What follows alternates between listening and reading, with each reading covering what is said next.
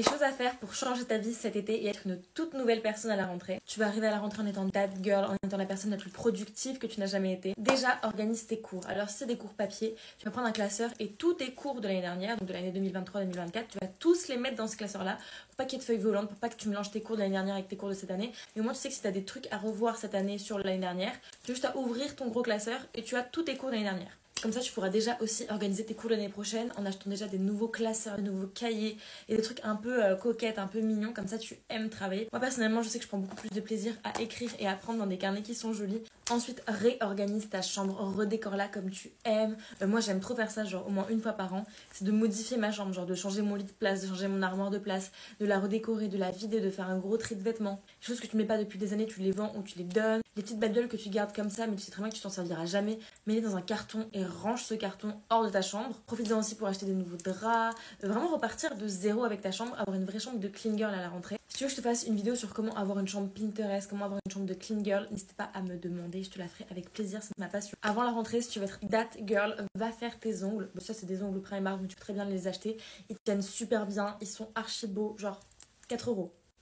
4 €. Va chez le coiffeur pour qu'il te fasse un petit soin, va faire tes cils, va faire tes sourcils si tu les fais habituellement. Vraiment, fais en sorte d'être on flic à la rentrée. Ensuite, trie ton téléphone. Donc, tu vas trier toutes tes photos. En fait, faut vraiment qu'à la rentrée, tu fasses page blanche sur toute ta vie. Donc, pareil pour les photos, on garde tellement de captures d'écran des années précédentes dans notre téléphone qui juste prennent de la place et qui servent à rien. Donc, fais en sorte de supprimer vraiment genre un maximum de captures d'écran, un maximum de photos inutiles. Et au moins, tu as de la place, tu repars sur de bonnes bases pour septembre. Ensuite, l'été, tu as beaucoup de temps parce que c'est les vacances. Donc, profites-en pour te faire des petits plats healthy, pour boire beaucoup d'eau. En plus, l'été, vu que tu transpires, c'est super important de boire beaucoup. Et vraiment, genre, rien de mieux que de faire des petits plats healthy, un peu frais pour l'été et tout. Enfin, trop bien. Donc, vraiment, revois ton alimentation pour cet été. Parce que moi, je sais que là, bah, du coup, j'arrête le sucre.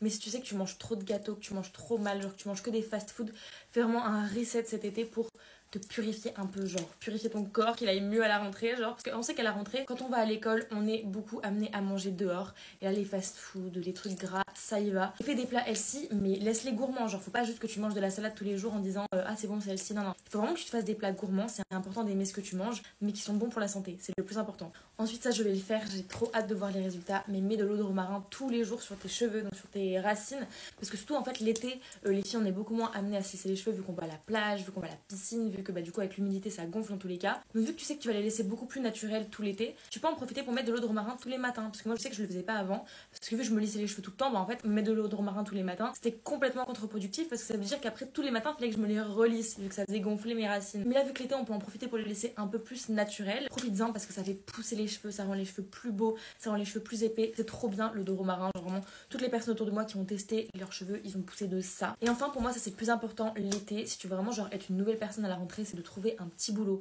vraiment trouver une autonomie pour l'été, parce qu'en plus à la rentrée ça te permet d'un peu mettre de côté, même si tu veux partir en vacances, je sais pas, avec tes copines ou quoi, au moins c'est avec ton argent que tu pars en vacances et pas que avec l'argent de tes parents. À un moment donné t'arrives à un âge où t'as envie d'avoir ton autonomie, et l'été il y a rien de mieux pour travailler, genre il y a tellement de petits boulots, tu peux travailler dans les maisons de retraite, dans les écoles pour bien préparer la rentrée. Moi ce que j'avais fait il y a 2 ans, c'est que j'avais travaillé à la mairie, et en fait on avait fait de la menuiserie, on avait fait de la peinture dans des bâtiments, et c'était trop cool. Et pour 4 jours j'avais gagné genre 600 €, donc franchement c'est hyper rentable. Et bien évidemment tu peux aussi travailler dans la restauration etc, mais moi je conseille pas trop ça pour l'été parce que je sais que souvent le rythme il est hyper chargé. Si c'est ton premier petit boulot, tu vas être dégoûté du monde du travail, genre vraiment, à moins que ce soit ta passion et que t'aimes beaucoup la pression, je te conseille pas forcément la restauration pour l'été, surtout si t'habites dans un endroit touristique.